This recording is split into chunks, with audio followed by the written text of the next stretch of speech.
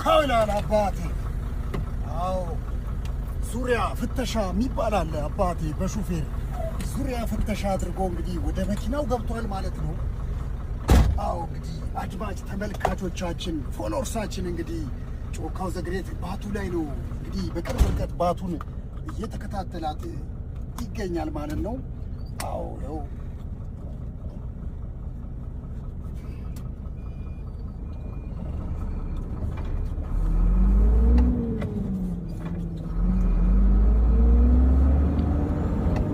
እንግዲህ ወቅቱ የዝናብ ነው የሰርግም ነው።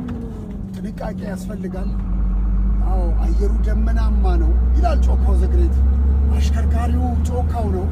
ረዳት ኮፓይለቱ ደግሞ አብሪሎ ዘግሬት ነው ይላል አባቴ። ጮካው ነው ይሄን የሚል እያቀጣጠለው ይገኛል። አዎ ይኸው እንደምትመለከተው ሰባቱን ገርግዶለታል። በእውነት ራቀኝ አይቶ ወደ ዋናው መስመር ለመግባት እንግዲህ ይኸው እየጣረ ነው። ገባ ይላል ጮካው ዘግሬት። ወደ 8 ሊቀይርለት ነው። አዎ ስለዚህ ውድ ቤተሰቦቻችን እንግዲህ ዛሬ ጮካው ዘግሬት ዕለተ እሁድ ማንቸስተር ሲቲ ከአርሰናል የሚያደርገውን ጨዋታ እንግዲህ መልካም ውጤት እንላለን። ለተጫወተው ነው የምንለው አባቴ። ለዚህ ነው አንልም እኛ። ጮካው ዘግሬት ስራና ስራ ብቻ ነው።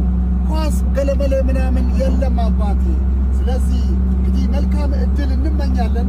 ዕለተ እሁድ እንግዲህ ጮካው ዘግሬት መነሻውን ከዱካም ኢንዱስትሪ ዞን አድርጎ መዳረሻውን ውቢቷ ሐዋሳ ይላል አባቴ። አዎ ጉዞው በተቃና ሁኔታ ወደ ባቱ እያቀና ይገኛል። አሁን እንግዲህ ከምሽቱ 11 ሰዓት አልሆነም ገና 10 ሰዓት ከ45 ደቂቃ ላይ እንገኛለን። ባቱ 11 ሰዓት ላይ ይሰየማል ማለት ነው። ጮካው ዘግሬት እንግዲህ ጉዞው የተሳካ እንዲሆን ምኞታችሁን አድርሱን። እንግዲህ ለጮካው ዘግሬትና ለሲንቲኖ ማሬላ ያላችሁን ክብር በእውነት እኛም ያለንን እንግዲህ ትምህርት እያስተማርን ነው ለትውልዱ የምንገኘው። ተማሩ፣ ተለወጡ ይላል ጮካው ዘግሬት። እናመሰግናለን። ፎሎ አድርጉ ባካችሁ። 100 ሺህ መግባት አለበት። ከሐዋሳ ስመለስ 100 ሺህ መግባት አለበት ይላል ጮካው ዘግሬት። እናመሰግናለን። ባባይ